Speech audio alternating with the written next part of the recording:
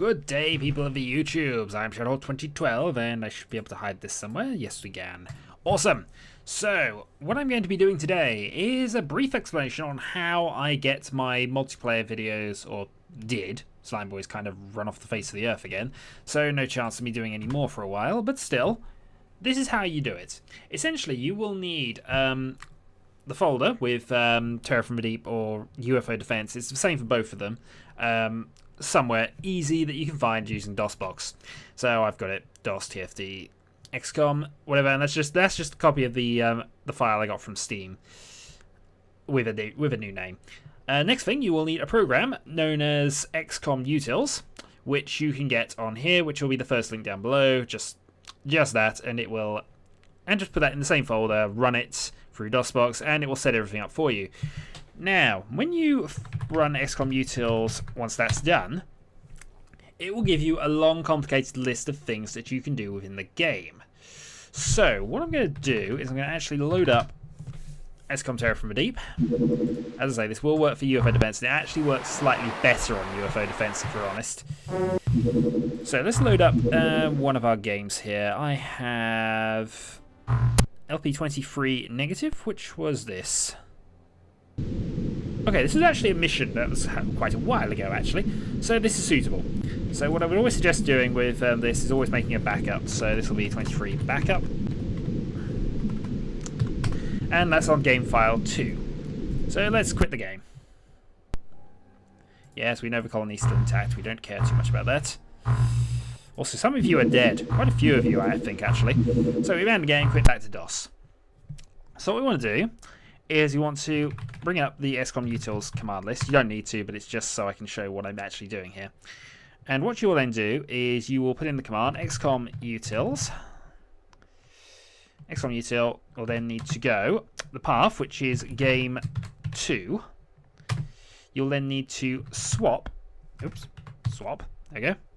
And then write. I can't type at the moment. I apologize. What this will now do is it's essentially swapped the sides that you're controlling with the other one. So now when I go to Terror from the Deep and load up game 2,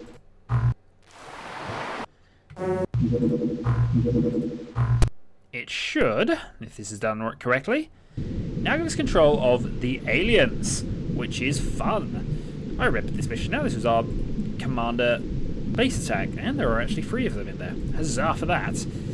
And I can control them. Now, they always appear like that. Also, not all of them have inventory. This is because of the 80 item limit, which still applies to both.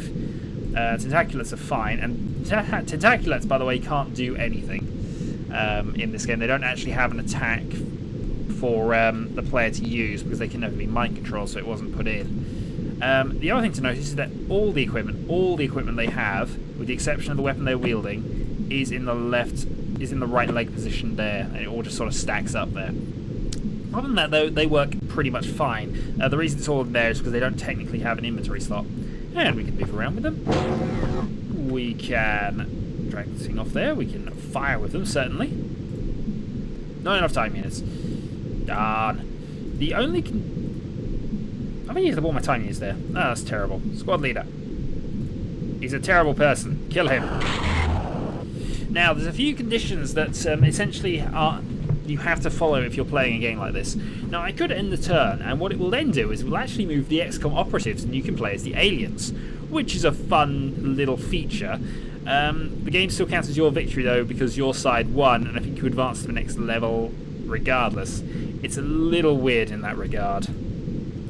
Yeah, this is what I mean. It's sort of, I've now got Power Clip there, I've got Sonic Pulsar, which is how I know they all spawn with 2, by the way. They also don't have rank. You can look at their stats easily enough. Yeah, some bits are a bit bugged, I'll be honest. Now, if you're playing this multiplayer with another person, what you will then do is you will make your moves, and then when you're done, you will have to save the game under whatever file you're saving it under. So, that's done. We'll then quit the game. We lose the mission because... we did. I know it's a little weird. Trust me on that. That's horrifically weird, but it does make a sort of sense. Abandon the game. Go out of here. Quit back to DOS. And then go XCOM Util. Game 2. Swap. Right. And then Terra. And what will happen now is that we will now be the humans. Now, I mentioned this in the multiplayer videos, but because of the way you have to swap the turns around, see, we're now the anti-Scotty, huzzah, all hail the anti-Scotty. Because of this, the turn never actually ends, therefore morale issues don't apply. Second thing that will be of note is that this means grenades are effectively useless. I think proximity grenades will still work, but I don't use prox grenades anyway, as people continually moan at me about. I don't use them. I don't like them. They're horrible. I just never see the point of them. They always seem to do nothing when I use them anyway. So I've just never bothered with them.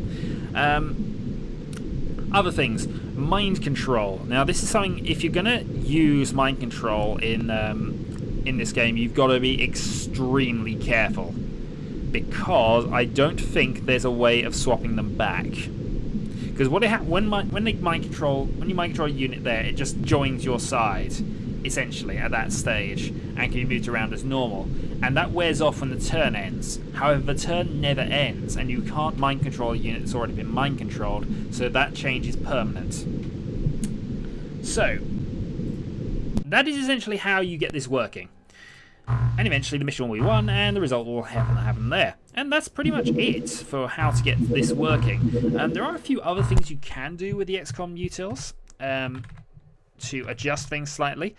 There is one thing I will have to flag up but quickly. But for example, you can sort soldiers, adjust weapons, add units. I will point out that add units really doesn't seem to work on Terra from the Deep. It will on UFO Defense. I added 20 Tentaculus in that bonus mission I did in the 2012 Let's Play. I added 20 Tentaculus to the middle of the map to see whether it worked, and it did. It added Tentaculus to a mission they shouldn't have been on. But the other thing, and it's a quite important thing to know here, you will need to either have an edit to unlock all the technology, which I believe does work in the XCOM utils on UFO Defense, but not on Terra from the Deep. Because otherwise the aliens will not be able to use their own weapons because they haven't researched them. Sounds odd, I know, but that's how it is. So if there's any questions about how to get this working or any further queries, let me know and I will try to answer. But that is essentially how you do this. When I'm actually recording with Slimeboy, we just record each of our turns. I then paste them together later, and that's fine. If you wanted to play with somebody online, it's a bit of a pain, and I know that it's been done by Guava Movement, I think, who did it this way. You basically record your own thing. You have to then pass the save file or the save file folder onto that person, who then takes it, plays his turn, does the XCOM util swap, passes it back, and basically back and forth, recording their moments and then trying to splice them together later. It's a pain, and the way he eventually got around the commentary was by sort of live streaming his the overall finished edited product. Anyway, it's Shadowhawk 2012. That's how you do multiplayer XCOM, and I'll see you later. Until then.